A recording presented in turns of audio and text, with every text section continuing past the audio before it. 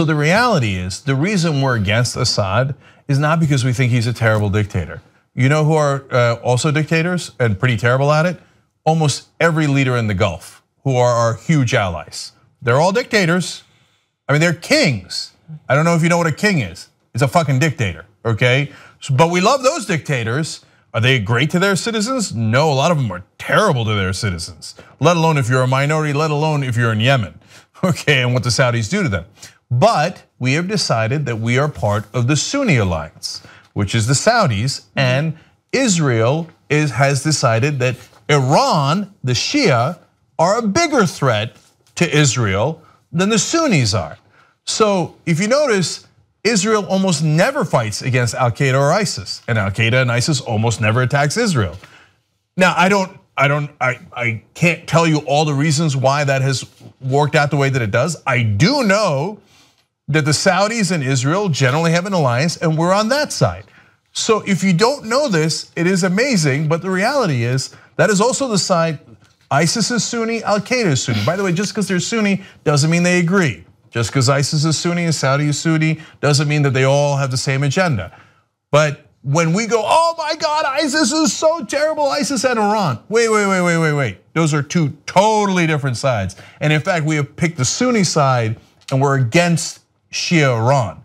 So, and even more deliberately in the last month, right? Even more in terms of Saudi Arabia's isolation of Qatar, where we have a base. The United States has a base. So anyway. So just to close that loop, because what you're saying is very relevant, Francesca, is that normally the US government and what some would call the deep state is on the Sunni side. That's the Saudi side, which is linked to Israel, and that has been where our interests are, and against Iran, and hence their client state Syria. So that's the Russian, Syrian, Iran side, we're on this side, right? But now Trump is saying, I'm not sure I like Qatar, which is on the Sunni side, interesting. And I'm gonna agree to stop fighting Assad, which is on this side. Why? Because Trump, and this is part of why the deep state hates him, and why there's a huge movement on the right wing that doesn't like Trump, because Trump is not on the same side historically that the Republicans and the government have been on, which is Israel, Saudi Arabia, and the Sunnis. He is going over to the other side and going, Assad, and hence Syria, and hence Iran, not so bad. So that is a very interesting dynamic that almost no one talks about. I think the one thing that's gonna come out of this for sure, right, is that this was a win for Trump. Presidential by talking about hacking and meddling, and then a huge win because we got a ceasefire. Yeah, by just completely acquiescing to Putin and Russia's demand. And that could be. The problem is that theoretically that ceasefire can end, and an act of violence that would have otherwise just been another Syrian attack will now become a ceasefire breaking act of violence, thus making more news and possibly hurting Trump more if he's the guy that supposedly got us this amazing ceasefire. So Trump goes to Russia, goes to the G20 meeting, meets with Russia. Let's not get ahead of ourselves. Right, that'll come later. Anyway, right before the handcuffs on a plane to Russia. Anyway, and yesterday there was in the news that so as they agree to a deal about the ceasefire in Syria, the one guys that they will continue to attack is ISIS. Both the Russians and us and everybody else will still be attacking ISIS.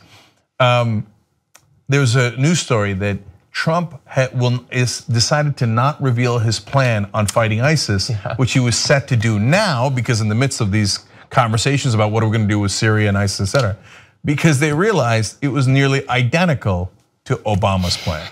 Oops. And they were about to release it. They're like, okay, you fight with our local allies on the ground and give them this and that, and oh no, this is Obama's plan. Oh, we can't do that. Yeah, and by the way, what happened to Trump's secret plan for ISIS? That he already had. He theoretically already had it. Why didn't he have it release it on day one?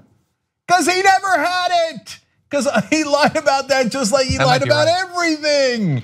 So there's no secret plan to fight ISIS. There's no secret plan to, we'll beat them so fast it'll make your head spin. Well, we haven't beaten them yet, right? You've been in office for quite some time and you just realized your plan is identical to Obama's. By the way, one of the reasons is because the generals drew up the plan. Remember the generals that he lambasted throughout the primaries? Oh, we're not winning with these generals. These generals are losers. We're not winning with them. And now the reports are, Trump, when asked what his plan is, said, I don't know. James Mattis, General James Mattis, now the Secretary of Defense, he's the one who should make the plan. I don't have a plan. What happened to your secret plan? What about just like the meme army? What about his troll army? Release that on ISIS. Just put ISIS flag instead of the CNN flag. Done, right? Yeah. Oh yeah, body slam them at a WrestleMania, and I think we should be done with it. And all those alt-right guys are such tough guys. They love talking about how badasses they are and these white Christian warriors. Why don't you go over there and take care of that big issue? Yeah. Besides which, your MAGA emperor or whatever you guys call him, he has a great secret plan to defeat him. Wouldn't it be amazing if you guys executed that plan? Go get him, big guys. Help us build independent media together. TYTnetwork.com/join.